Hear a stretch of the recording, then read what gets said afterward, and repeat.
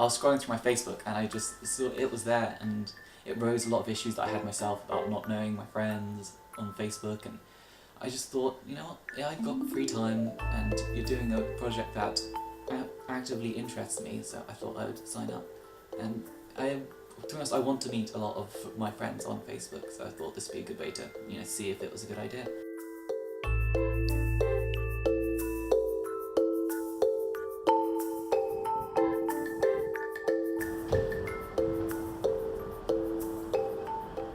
Well, usually in the evening when I have nothing else to do, I'll be sitting there doing coursework, but now my phone will buzz, oh look, it's Jerry or whoever who wants to talk.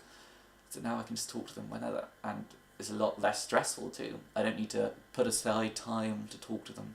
I don't need to stop what I'm doing beforehand. Like, I don't need to stop doing coursework and make time out to talk to people. I can talk to them at the same time and still get stuff done. I was kind of nervous because I was trying to talk to someone I've never spoken to before. I just kept on thinking I'm going to have to talk about university. It's the only thing I can think of I have in common with these people. They could have, for all I know, I could have tried to speak to them, they could ignore me. So I had no idea what was going to happen. And I'm not good at talking to people, usually. So talking to a complete stranger under this kind of conditions was very nerve-wracking. But in the middle, it just kind of flowed a lot more. I forgot that they were a stranger at all. I forgot that I was meant to be sitting there and having a proper conversation. And it just flowed a lot better. I talked to them like I would anyone else.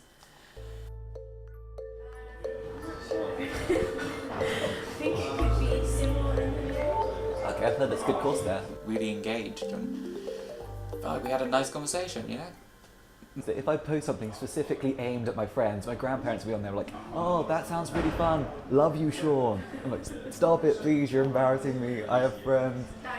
Talking face to face, yeah, it's a lot more satisfying as a person to be able to see them, engage with them, see that they're actually listening to me, and yeah, enjoying what I have to say, as opposed to just playing Candy Crush or Temple Run or whatever the kids do nowadays.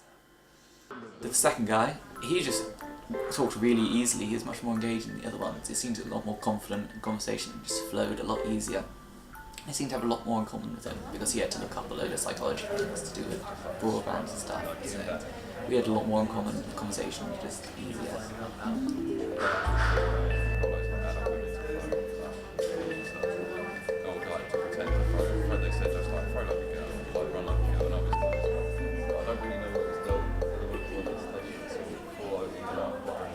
I know that we all go to university, so I can start talking like that. So I know there's going to be a response that isn't just dead silence.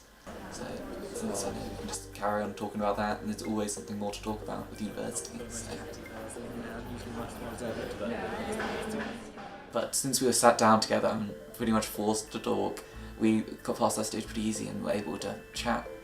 The last guy, we didn't really connect at all. The conversation with him was a lot more difficult because we didn't have very much in common at all. His degree was very technical, and he didn't have as much freedom with his degree as I did with mine. So, and he didn't really know what he wanted to do afterwards, so I couldn't talk to him much about the future or anything because he just didn't know.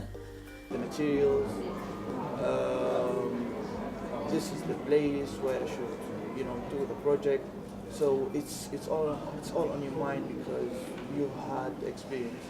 So it will be less risky. To be honest, I don't think it's decreasing it at all. Although there are people who do just stay inside and prefer to just talk solely over the internet anymore. Now, there are a lot of people who just use it to improve their relationships. Because if you sit on Facebook now and you scroll down, you'll see a bunch of people sharing articles and stuff, so you'll see what they're deeply interested in, and usually we wouldn't be able to find out this kind of stuff. I have a bunch of people on Facebook who I don't talk to much in person. If I do, it's like, hi, how are you? Oh, I'm fine. How was the weekend? Or I didn't do much. End of conversation. But now I know a whole bunch of things. I know that they like mice because they've liked it on Facebook, and that they have a pet hamster because they've liked it on Facebook. I know I know a whole bunch of things we have in common now because I've seen it online. And now I have a lot more we can talk about.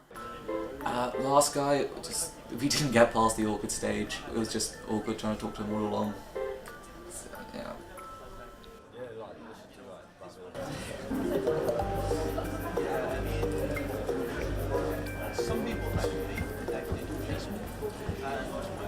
People should be more concerned with talking face to face, and talking online should be kind of complementary. so they use it to just help them talk in person. So you learn they like something online, and then you talk about that in person. For example, you learn online, oh, they like archery. You meet up with them in person, hey, do you want to go do some archery? I like archery too. Let's go do some archery together. Communication is much more than just the words you say. It's like the look on your face. It's, for example, if I say, yeah, I like that, I could have said that online exactly the same words, but you wouldn't have seen my amazingly manly frown. So you wouldn't have known at all what I was saying. So communication is a lot more than just the words you're saying, and that's why talking in person will always be completely different to talking online. But talking online is still necessary. I was reading this psychological study the other day. I'm about to go nerdy on you. That studied the difference between people's general life satisfaction if they just stayed at home and never saw anyone, or if it didn't say they spoke online, but it was assumed, or if they'd met people in person. And it showed the people who met in person were less stressed in general. They felt like they could communicate more, and that they were just generally less lonely and felt better about their lives. And that's why I think people who just hide behind keyboards are missing out. They probably just get stressed, sit in their dressing gown all day and type. They don't even need to get dressed. They need to feel like they need to make themselves presentable. That's part of communication to me. Look at me, I'm wearing my shirt today.